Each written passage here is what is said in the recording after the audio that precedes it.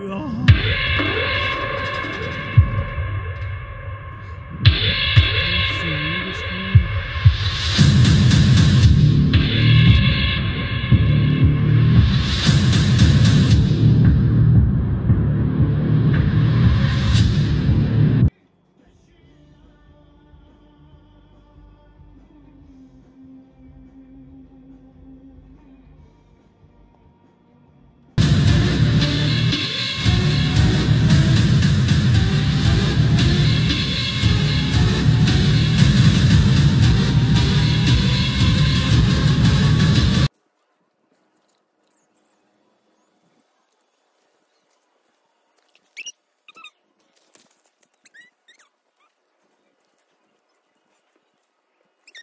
روشن کردند.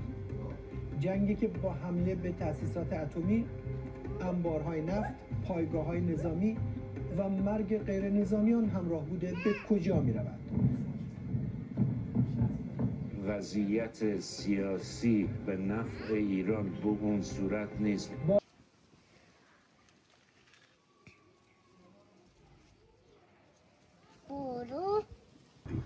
We must act immediately and decisively to halt the fighting and return to serious, sustained negotiations on the Iran nuclear program. ایالات متحده اقدامات نظامی خود را ضرورتی برای جلوگیری از پیشرفت توانایی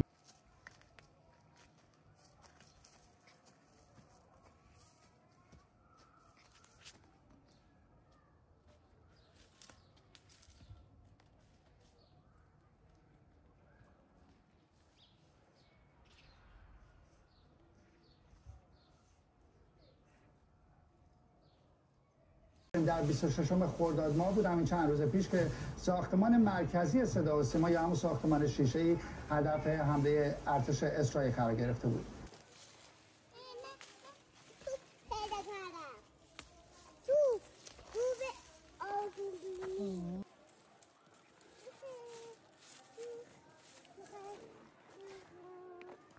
را روشن کردند. جنگی که با حمله به تأسیسات اتمی، انبارهای نفت، پایگاه‌های نظامی و مرگ غیر نظامیان همراه.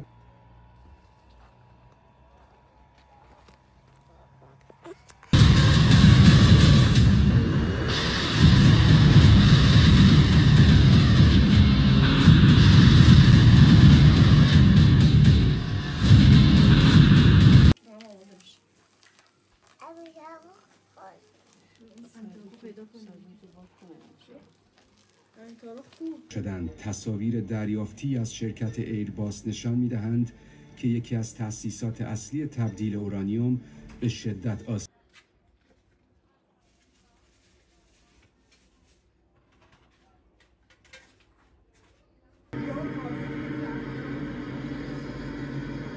این سپاه دیلمانه.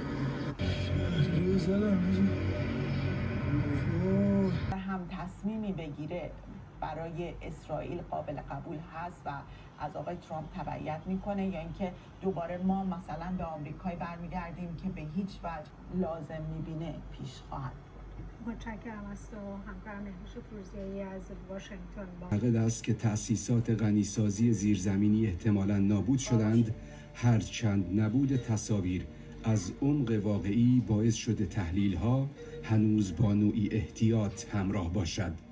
دکرولت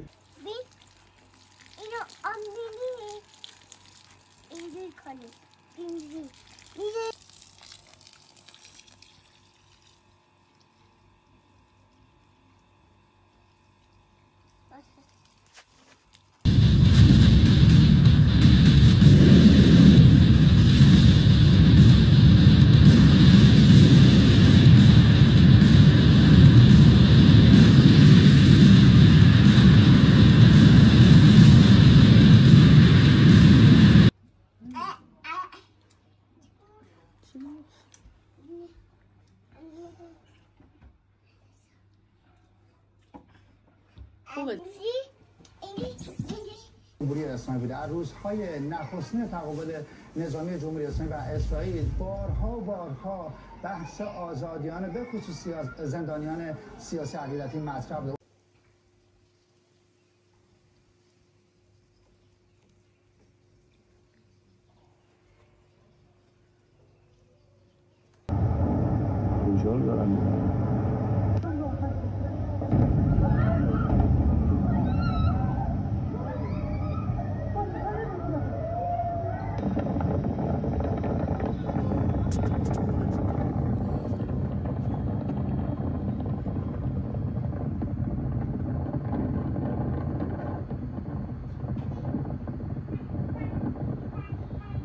مورد هدف قرار گرفته. قرارگاه سارالله، مقر فرماندهی کل تحت نظارت سپاه پاسداران، لشکر سید الشهدا، مقر کل امنیت اطلاعات نیروهای انتظامی، مسیرهای دسترسی به سایت هسته‌ای غنیسازی فردو، تأسیسات نظامی پارچین، مقر بسیج در تهران، سپاه البرز و همچنین پلیس اطلاعات امنیت عمومی نیروی انتظامی از جمله این اهداف بودند. شاهد یکی از بی سابقه ترین عملیات‌های هوایی علیه برنامه هسته‌ای جمهوری اسلامی بود. عملیات چکش نیمه شب با مشارکت مستقیم 7 بمب افکن B-2 آمریکایی و بهره‌گیری از 14 بمب سنگرشکن GBU-57B به 3 مرکز حیاتی در ساختار هسته‌ای جمهوری اسلامی حمله کرد. نتنز،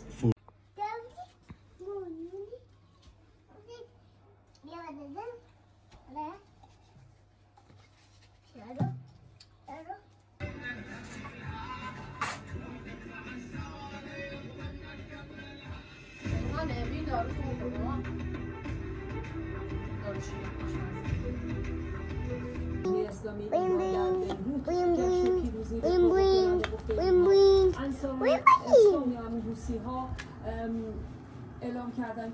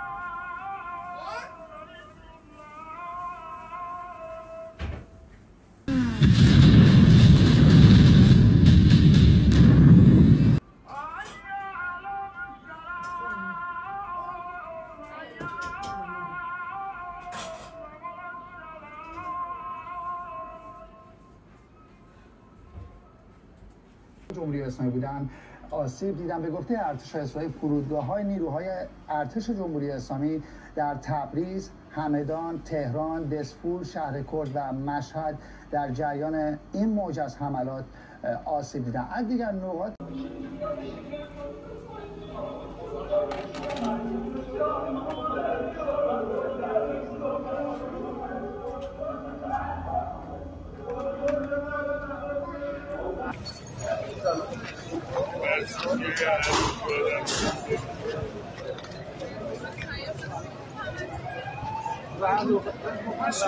الان امیر بلند شد.